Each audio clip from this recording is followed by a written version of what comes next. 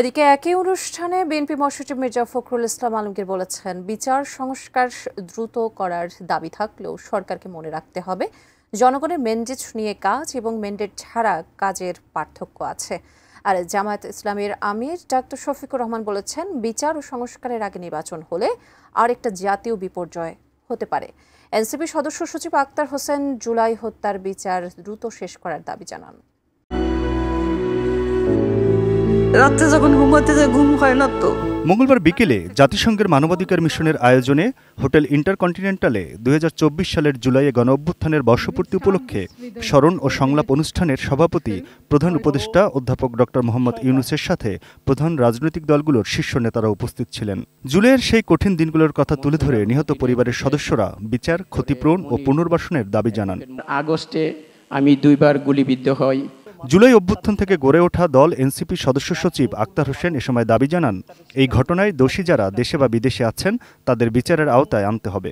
সরাসরি শেখ হাসিনা যিনি আদেশ দিয়ে বাংলাদেশের মানুষদেরকে মরণঘাতী অস্ত্র ব্যবহার করে হত্যার নির্দেশ দিলেন এবং এই গোটা প্রক্রিয়ার সঙ্গে পুলিশ, বিজিবি থেকে আইনশৃঙ্খলা রক্ষাকারী বাহিনী, বিশেষত গোয়েন্দা বাহিনীতে যারা আছেন তাদের যে সংযোগ, এই পুরো বিষয়টাকে কিন্তু আমরা এখন পর্যন্ত বিচারের আওতায় নিয়ে আসতে পারিনি। ২৪-এর অভ্যুত্থানের শহীদ ও আহতদের স্বীকৃতি নিশ্চিতের আহ্বান জানিয়ে জামায়াত ইসলামীর আমির ডাক্তার শফিকুর রহমান বলেন, বিচার, সংস্কার ও নির্বাচন এই 3টি প্রক্রিয়া সমান্তরালভাবে এগিয়ে নিতে হবে।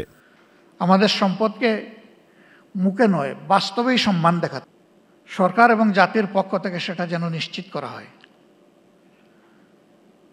এ বিষয়ে নিশ্চিত করতে হলে 3টা জিনিস প্যারালাল চলতে হবে: বিচার, সংস্কার এবং নির্বাচন।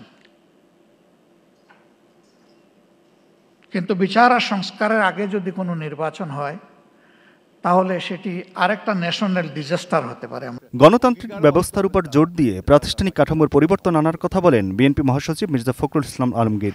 টানা ৭ম-বারের মতো বেস্ট টিস্যু পেপার ব্র্যান্ড হিসেবে স্বীকৃতি পেয়েছে বসুন্ধরা টিস্যু। আমরাও চাই যে অতি দ্রুত এই হত্যার বিচার হোক।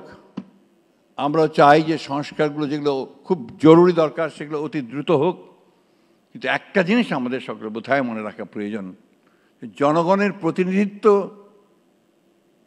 সম্পন্ন সরকার, এটা বোধহয় খুব জরুরি দরকার।